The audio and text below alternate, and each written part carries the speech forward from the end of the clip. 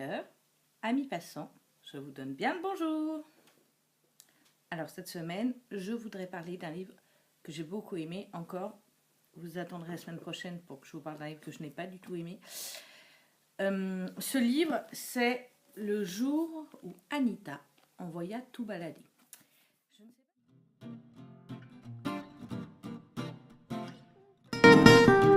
Je ne sais pas si vous vous souvenez, l'année dernière, il y avait un livre que j'avais adoré et qui a fait grand bruit sur la place littéraire du même auteur, Katharina Biwald, qui était la bibliothèque des cœurs cabossés. J'avais adoré ce livre.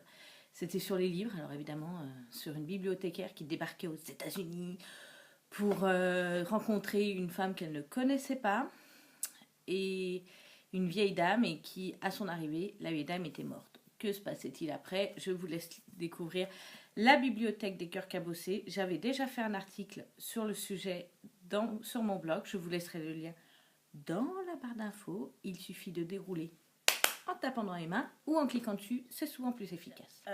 Anita, à mon âge, soit 38 ans, je crois que c'est pour ça que ce livre m'a parlé. Sa fille vient de quitter le nid familial pour aller faire ses études. Elle travaille au market du coin. Elle vit depuis des années, elle vit dans un petit village de Suède.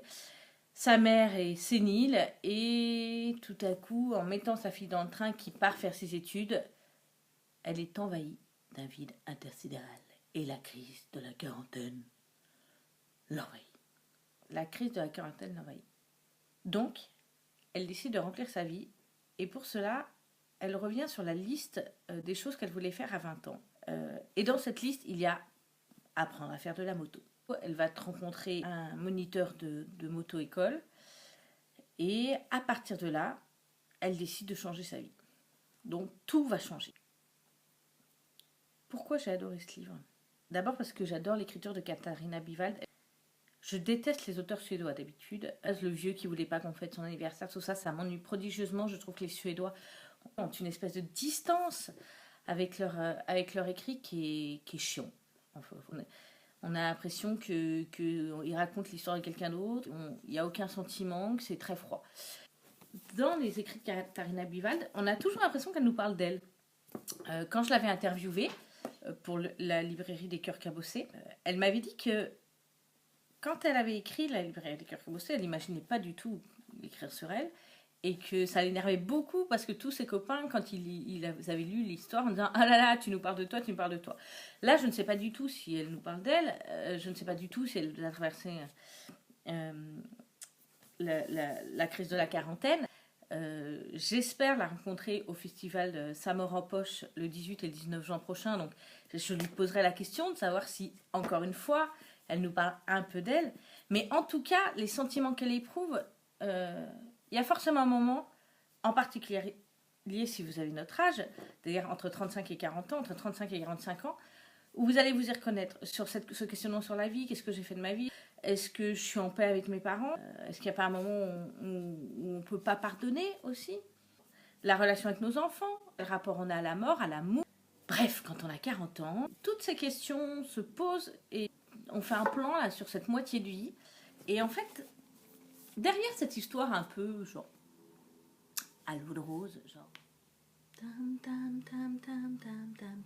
Lucas va-t-il embrasser Anita? Est-ce qu'ils vont finir leur vie ensemble? Est-ce que Lucas va partir avec une autre femme? Derrière toutes ces questions, en fait, il y a quelque chose de beaucoup plus profond. À 40 ans, tout d'un coup, on se pose la question de savoir, est-ce qu'on a réussi notre vie? Est-ce que on n'est pas passé à côté de tout parce qu'il a fallu répondre à une norme sociale, parce qu'il a fallu répondre aux désirs de nos parents et un peu mettre nos désirs en veille. Est-ce que l'enfant de 10 ans, l'ado de 15 ans, la jeune adulte de 20 ans serait fier de ce qu'on est devenu? C'est vrai que je pense que l'auditoire littéraire est peut-être plus réduit, mais... derrière son côté je lis facile, je lis vite et c'est un livre d'été, en fait, c'est beaucoup plus profond que ça. Alors, je vous annonce tout de suite la mauvaise nouvelle et la bonne nouvelle. Ce livre malheureusement, et c'est la mauvaise nouvelle du jour, vous ne le trouverez pas tout de suite dans la petite librairie.